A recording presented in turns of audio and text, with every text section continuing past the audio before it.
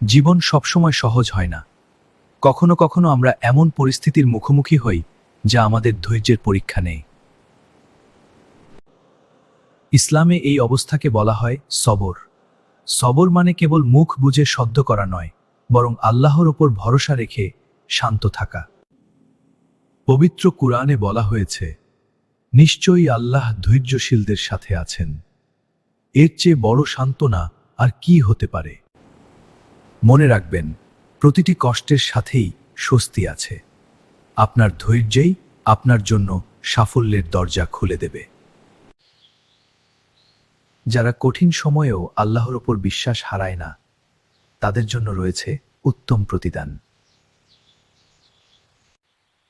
আপনার ধৈর্য যেন আপনার শক্তির উৎস হয়।